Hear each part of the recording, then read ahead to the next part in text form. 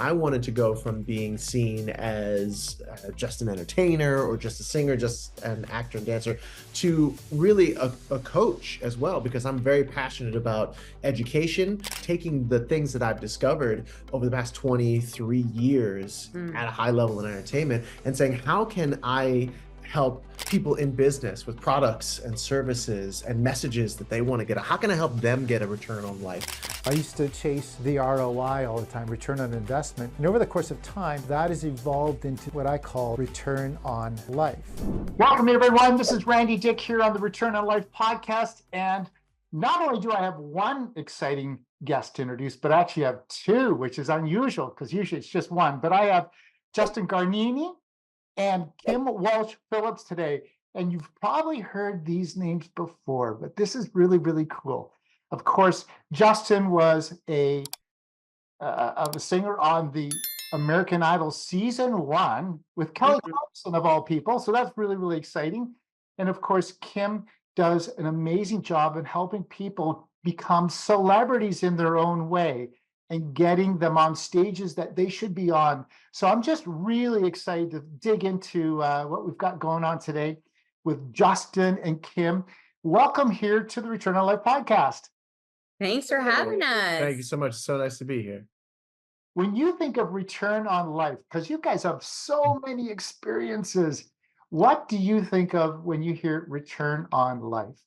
Yeah, I'd love for you to tap into really your journey a little bit, if that's cool. Yeah, for About sure. like how you even got from entertainment to here, because I Yeah. think that has to do with this topic. Yeah, because as you mentioned, I was on the first season of American Idol and I made it all the way to the finale there, duked it out with Kelly Clarkson. But then I've gone on from there to tour around the world singing Mhm. and dancing and acting and 7 Broadway shows and played some fun characters on television, both in the cartoon world for Yeah. Disney, as well as a character called Lil Sweet for Dr. Pepper. So like I've had all this.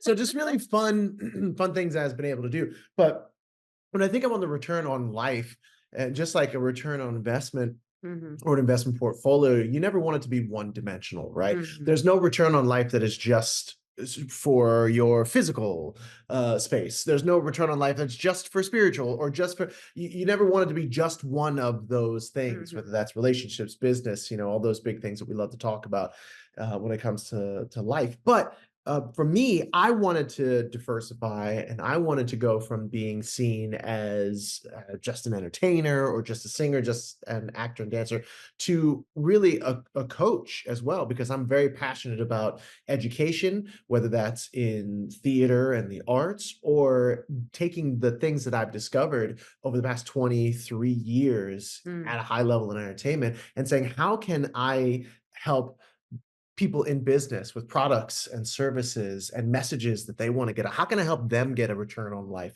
as Well, you I like think to it's say? for you too, because like I just know a lot of conversations we have, and you said you realized at a certain point where you love the industry of entertainment, but you Mhm. felt like everyone else was making money off of your sweat equity. Absolutely, and that is the challenge, whether it's just an employee-employer relationship. It's no different whether you're in theater or you're in business. Mhm. The employee will give a vast amount of their time for Mhm. a little bit of the employer's money, as Mhm. opposed to the employer usually giving much, much less time for a bigger slice of the pie. And so when I really discovered that for myself in my own journey, I was like, okay, how can I have my cake and eat it too? Entertain, perform, be on stages, and yet also control my own destiny and be the CEO of my own company, my own path, and create avenues of income for myself that didn't just rely on the entertainment world, which is more often someone Mhm. else seeing your value and giving you a job as a Yeah. result,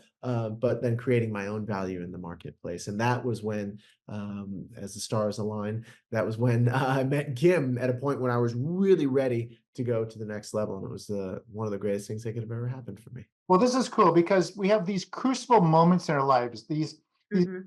moments where something has got to give or go or change or whatever. And you've had so many in your career, both of you have had. And what Mhm. are those things that have brought you to where you are today? Because, you know, 23, 25 years ago, you didn't know each other, yet And this is how life happens.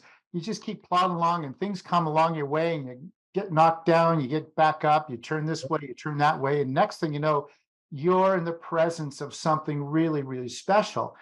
And I've had many crucible moments in my life as well where, gosh, like nobody would want them, but yet I love them because it's shaped, formed, and Yeah. where I am today. So, what Mhm. are those things that have brought you two together?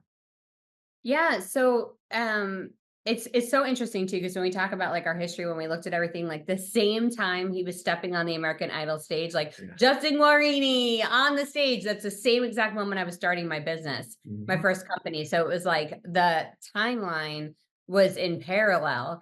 And at the time where we connected, it was on Clubhouse, the audio app, which is crazy during the pandemic.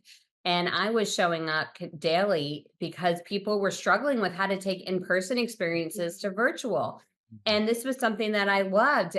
Previously, I'd run a marketing agency that I eventually sold very much for the return on life because I believe the things we enjoy doing are our God gift discernment. He gives us those things to say, you love doing this, you're supposed to do those things. And when I loved was the strategy with clients. I loved coming up with the marketing ideas. I hated the account management side of it. Mm. And so when I sold the first company, said, okay, I'm just going to spend all of my time doing what I love to do, which is the marketing strategy.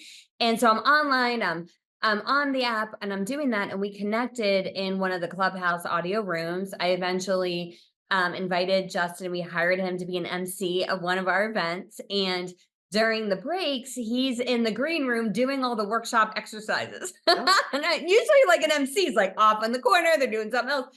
And I'm like, what are you doing? And he starts telling me about his dream to grow his own coaching business. I said, oh my gosh, I can help you with this. So I became his coach. And then eventually we brought him in to do some consulting work for our clients. And then he and I started a business together because we said, you know what? I would go talk about social media, which is the thing I was well known for. And then I would get off stage and people would say, I love what you talked about. And also, how do you speak like that? Mm. How can I speak like that? So I've been asked to do that. He's been doing performance coaching. So we brought those two worlds together. And now I will write the marketing and the copy for their talks, and Justin coaches them on performance. And we work with entrepreneurs and thought leaders to get them on stages to share their message with the world. Awesome. Yeah, Awesome. so good. You know, we got to be curious. We got to be open because that's when the greatest happen. And so many of the most incredible people that I've met is just by fluke, by chance, just being open and being ready. And this is what seems to appear here. Um, Yeah. I've got a great acronym, and I think this fits your world perfectly. It's called EAT. E is for expert, A is for the authority, and T is for trust, which is really what you do in your business, right? You take people and make them experts, make them the authority, and then people trust what they share and say. How Mm. Yeah, it's so interesting because that's what the stage does. You know, we had a time when you talk about like that time when we're like, we want to grow our business and when we spoke in Malibu. You know, it's really one of my favorite things that ends up Mhm. happening is that when Kim and I will walk into a room together, especially where we're speaking, Oh, um, this moment's one of your favorite it's one of things. my favorite moments when it happens. Sometimes we're like in the airport, we travel all over the place.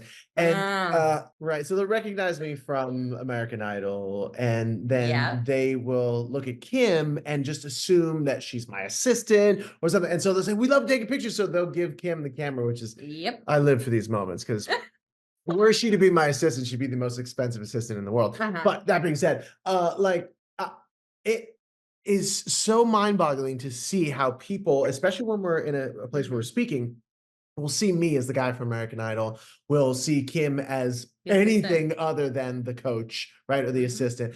And then we get up on the stage, and within 20 minutes, we do exactly what you're talking about. We show our expertise. Mhm. We instantly build that Mhm. authority and that trust. And Mhm. then from that point on, as soon as we get off the stage, people come up to us both and they see us as coaches, they see us as experts, and they want to take pictures With both with us of us. both. Yeah. Yeah, and so that's the cool thing about speaking on other people's stages. You don't have this long journey to become the authority in your market. You don't have to wait to be well known. As soon as that thought leader puts you on their stage, you now are the instant celebrity and the instant authority. So in 20 minutes, we went from nobody knowing us as business coaches to people literally lined up to get their photo taken with us and to ask how they can work with us. And so when you speak on other people's stages, you don't have to waste time generating leads because the event did it for you. Yeah. You don't have to waste time building authority because as soon as you go on that stage, you're the authority. You just get to skip to the end Mhm. where you can generate more clients, which is the fastest path to grow your business. Wow. So let's run through that. Yeah. Let's play it out. Somebody says, "Hey, I would like to be the authority. I'd like to be the expert. I am the expert, but I want to be the authority and I want to be trusted." How would you help somebody walk through that process? And how would you get them on stages that would give them the authority and the trust? Well, you have to wait to like really feel like you're ready for it, right? No, don't wait. That's one of the first Mm, things, the first mm. hurdle that Let's people. feel it. Yeah, right. Well, you have to you're never going to feel ready. It's Right. never going to feel like the right, You ever be perfect like, today I moment. woke up and I'm the celebrity. No one ever feels that way. No. And look, there's a difference, we like to say, between being famous and being a celebrity, right? Fame is all about having someone else place this story on top of you that serves their needs that might have nothing to do with you. Celebrity is all about being celebrated for who you are, celebrated for the things that you give, the things that are uniquely And you. you're never gonna feel like your first time on the red carpet. How did you feel? No, I felt very strange when it Right. came to authority, right? When Mhm. we talk about the formula that we have, right? It's the, ABC 1, 2, 3. So we have just the ABC formula Mhm. where it's your authority building, and then you book stages, and then you convert clients. Yeah. It's that simple. And when it comes to authority, there was a time where I remember it very clearly, going from what was the black top and looking down and seeing that line of the red carpet for a big old press event where there's cameras, reporters. I was dressed, and yet I didn't feel ready to go. I didn't feel ready to make that literal transition from what felt like the real world, the blacktop there, Yeah. to this completely different world on the red carpet. Mhm. And yet, had I waited until I was ready, I'd still be standing there to this day.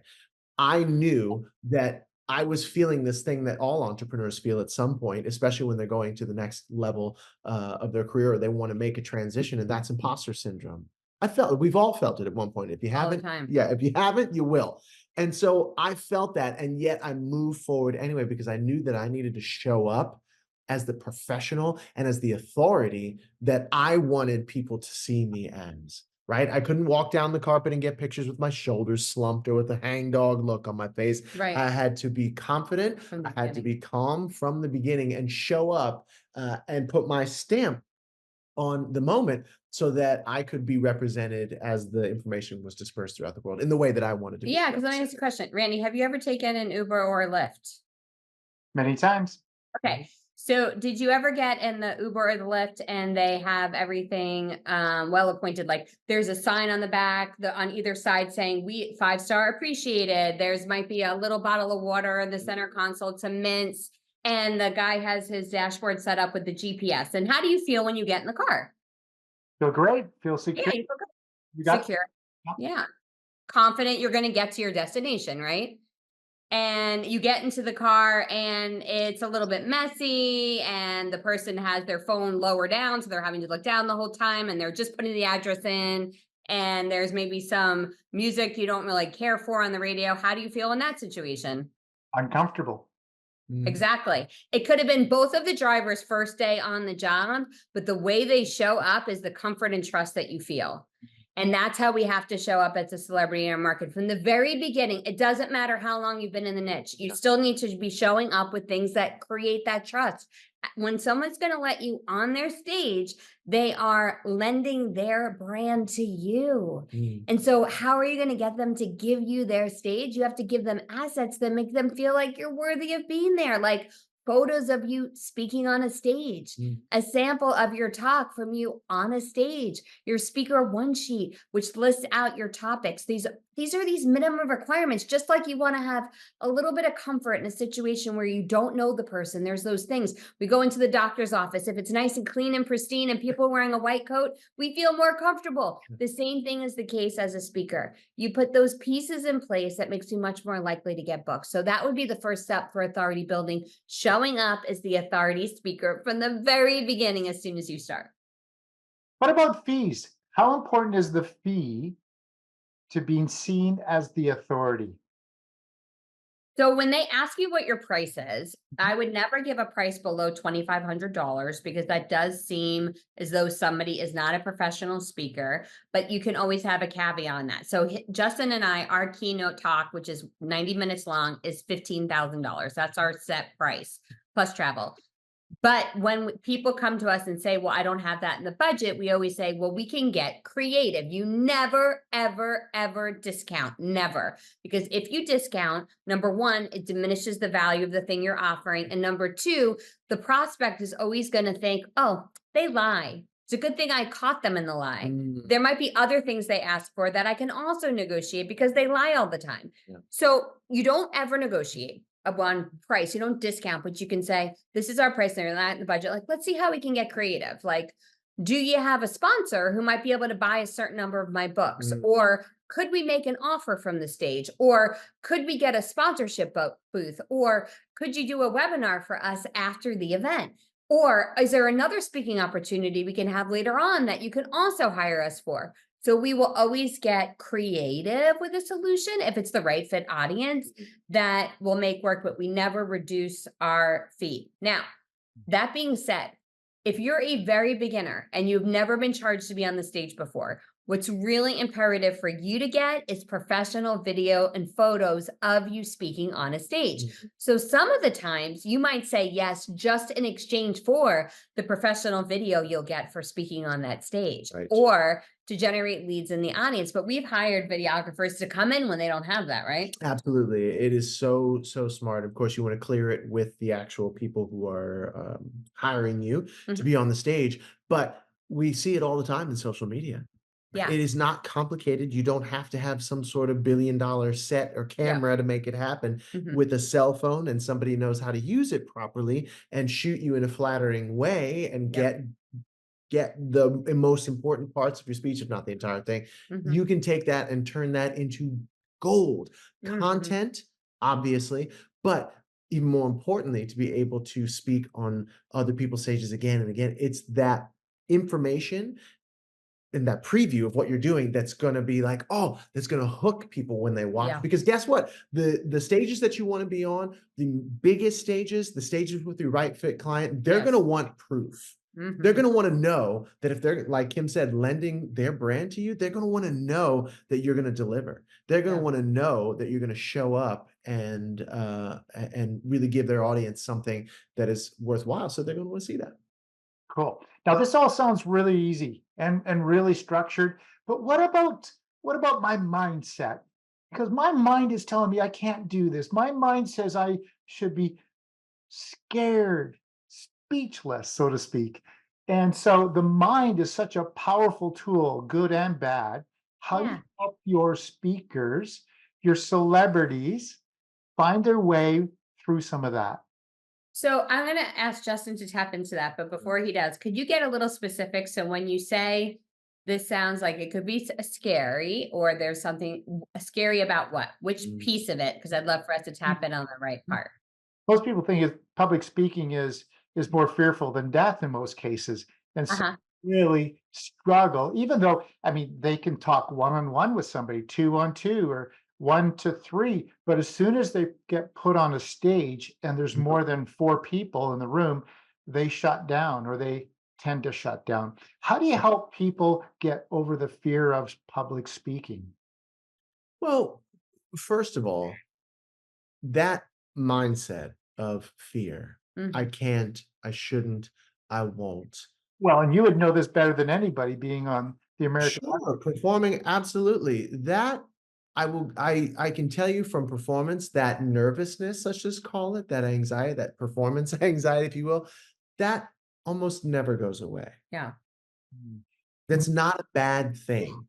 That is our Cro-Magnon, animal brain, whatever you wanna call it, Yeah. that is just there to protect us. Mm. Mm. However, that fear, that anxiety, that nervousness can actually serve us if Mhm. we know how to Mhm. reroute the thoughts, reroute the energy. But I'll start here, and I mean Kim is so amazing at this as well. So I want you to tap in Okay. on the rerouting the thought Mhm. process. But I'll tell you this much: for the first foundational thought of I can't, I shouldn't, I'm not going to do this, I'm too scared to do it. Mhm. One of the biggest outcomes that we're afraid of is failure, Mhm. being seen as less than, Mhm. not not being able to think of the right words, do the right thing at the right time. And so fear, that fear of failure is so huge. But I'd have you consider that by not doing the thing, by saying I'm too scared, by just throwing your hands up, you've already failed. You've already failed. 'Cause you And never did so it, because you never did it. right? And so that thing that you're afraid of is currently the place that you're living in right now. Mhm. You've already done it. You've Mhm. already failed. You have already done the worst thing that you could possibly do, I guess, by not actually going after Yeah. the thing that you want. Okay, so what's that feel? That's not really a great place to live in. Nothing really changes. Okay, so if you were to then get curious about trying that new thing, about Mhm. going out on the stage, about serving and saying, I'm going to get curious about how I can go out there and do the best job that I can Yeah. with the information that I have. And I'm going to get curious about what it feels like Mhm. if I were to serve just one person, if I Mhm. were to save one person from that thing that I went through, or that my family member went through, if I were to turn on a light bulb above someone's head and they get the same sort of adrenaline rush that I got when I Mhm. first understood this concept that I know, love, and trust so much, and that I know has such a huge impact on people. Yeah. I'm going to get curious if I can serve one person. Because Mhm. if you can serve one person in that one-on-one setting, like most people are comfortable with, you can serve 10. If you can serve 10, you can serve 100. If you can serve 100, you can serve 1,000. I can keep going on and on and on and on Mhm. there. But it just becomes exercising that muscle of being comfortable with the uncomfortable. Yeah, and it's interesting because when we start examining the fear Mm, of why we feel the way we feel, it's typically because we're scared of being rejected. mhm, We like hate the idea of us getting up there and doing something that either makes the audience bored or laugh at, mm, not as a humor, but laugh at us versus with us, or not take the offer, or the organizers telling us we didn't do the good job. And it's interesting because that makes it all about us. And it back in the pandemic, I was in the worst shape of my life. I've lost 80 pounds since then. But at that time I was in the worst shape of my life. And the my market needed me so bad, right? To show up at the same time I met him on Clubhouse. I was needing to show up online. And I was in the worst shape I've ever been in. I couldn't use professional hair or makeup. We weren't able to get like our normal grooming routines done. And I did not want to show up on camera because I definitely was questioning how others would view me. And yet what I realized is that I needed to put my mission in front of my ego and realize that it was never actually about me and what they might think about me. It was about, if I don't show up, I'm being selfish because I need to tell what I have to that can help them. And so I did. I showed up every day, every single day. And I still have people now who tell me that they heard something from me 4 years ago that mm. saved their business, saved their family, created the future that they always desired. And I I did not want to show up. I don't even want to tell the story that I'm telling right now. Like every time I tell it, it makes my stomach hurt. Literally. The only reason why I do is because there's someone listening right now who's going through that same thing, who questions their worthiness of showing up. That questions what people are going to think about them. And the thing that I want you to hear now more than anything else is that, like, if there's something on your heart or something in your head that's there for a reason, and and if you take that with you, if you take that with you, you are going to have regret. And we always hear that thing that the worst person you could meet after you go is the person you could have been. Like, don't live with that regret. I wish I would have shared that thing because I could have changed that life. Mm. That's the thing you got to show up and share, no matter how scared you are, because you will be scared. Live in fear, don't live in regret. Mm. Well, yeah, fear. I mean, fear is a behavior that we all have. We all live with it. It is just human behavior. We need to understand that fear is going to happen. But here's the beautiful thing about fear: it motivates us to do some crazy stuff we would never do otherwise. But I want to tap into what you shared, Kim, vulnerability, Yeah.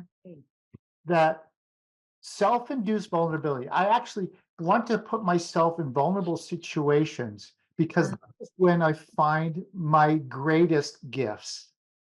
And, if you're looking to find gifts and not just have success, but a life of significance. Hey, Randy, I usually feel like I rather do anything than put myself in vulnerable situations, but God bless you and thank you for the journey you're on. Like, I do it because it helps them. I do not want to do it at all. Like, I hate Yeah. it so much. I Also, hate it, but I do it anyway. Anyway, like, put yourself in some self-induced, vulnerable situations, and Uh, gifts will come out that you didn't know you had gifts for.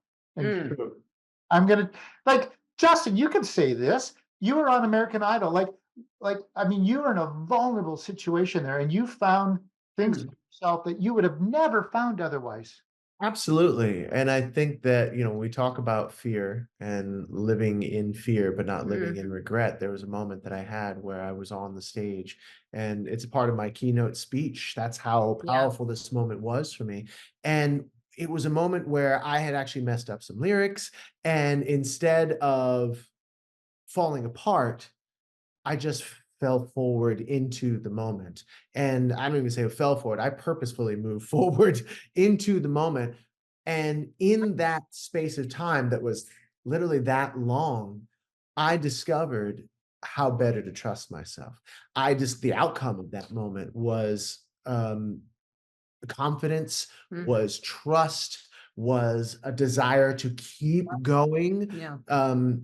knowing that I could face those moments again and overcome them, work through them no matter what. I mean, it would create a keynote speech, a book, all kinds of different things. And you Mhm. also tell a story. He tells a story. He found out he lost his record deal by watching Saturday Night Live. And he heard it as a news segment of Tina Fey. Yeah. You tell that, so like I literally want to die every time I have to tell one of my do you feel that doesn't bother you anymore? You're telling me when you go to tell that story? Yeah, it doesn't bother me. It's just, Because I you feel know so what it is? uncomfortable every time. Like, it's Yeah, hot, I'm but like sweating. for me, it is, and I'm not saying that it's not this for you, but for me, that I recognize, exactly what you Mm, were saying there, Chris, is that like this is my part of my journey, yeah. right? This is part of my journey. This is my stepping stone, and ultimately, like I wouldn't be who I am without this moment. Hmm. Without that, in essence, without that failure, I Hmm. wouldn't have actually I wouldn't have actually been, uh, I would have never been where I'm sitting right now, Randy. Like it is amazing Hmm. to look back and see how my Hmm. failures have made me exactly who I am and why I cherish every single one of them. Hmm. Crucible moment in my life. I broke my neck at 14, woke up paralyzed. Oh my Mm, gosh. I wouldn't change it. I wouldn't change it for the world because it made me who I am today. yeah. And I mean, I wouldn't change it for the world. And Did so you at least get on an episode of Grey's Anatomy with your story? Right. might, but yeah, use my neck. I got all my hands. I can still, Good, good.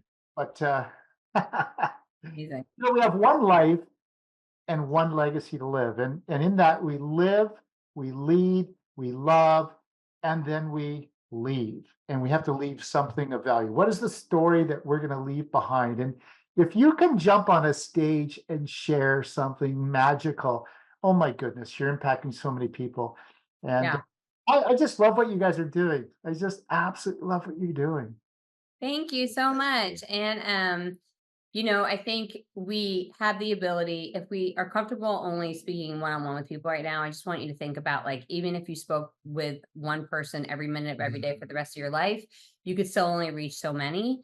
So if you know you have something that can help somebody and we only have so much time left, why wouldn't you want to share it with many people at one time?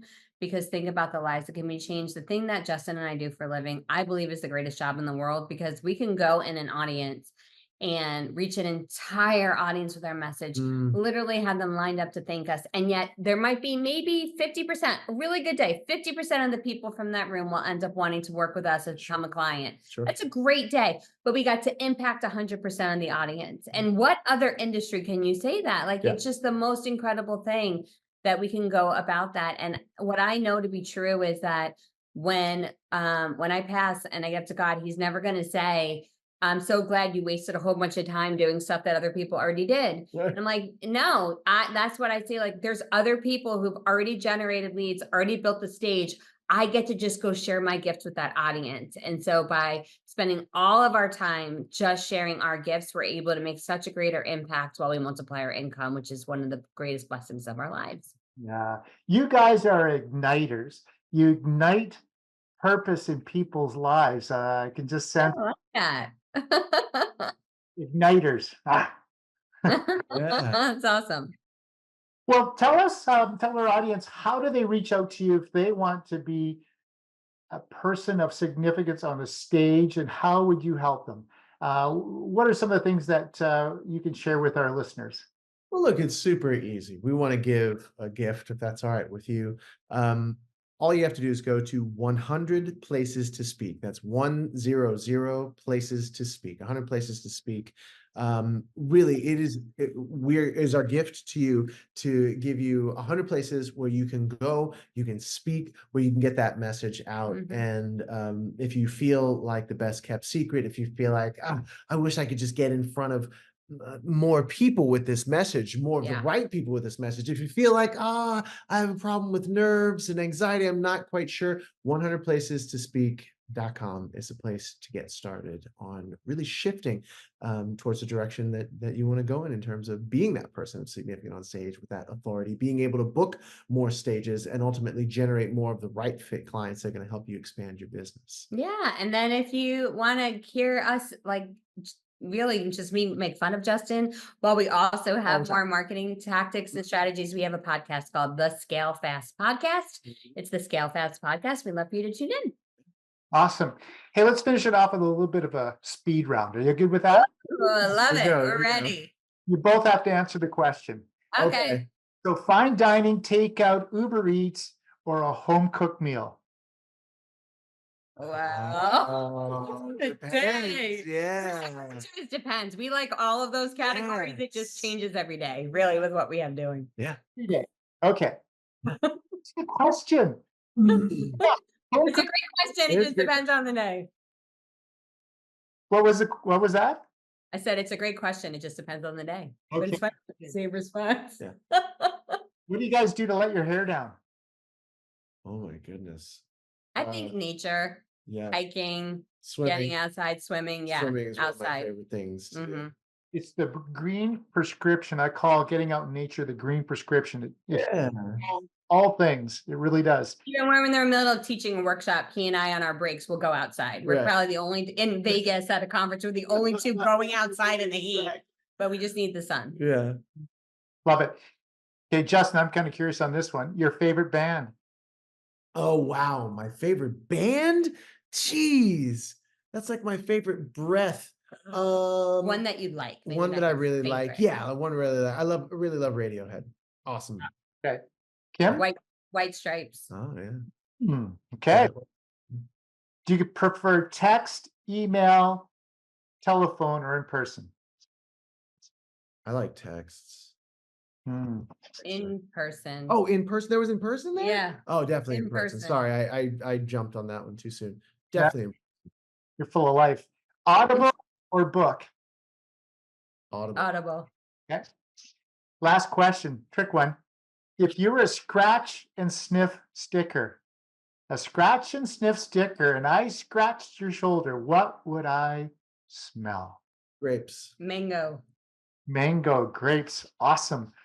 That is fantastic. Well, thank you for being such incredible guests on the Return to Life podcast. I am absolutely been blessed by your conversation, and thank you so much. Thank you. You're so much fun and such a great interviewer. So thank you so much for having us. Thank you. Thank you so much, Kim and Justin.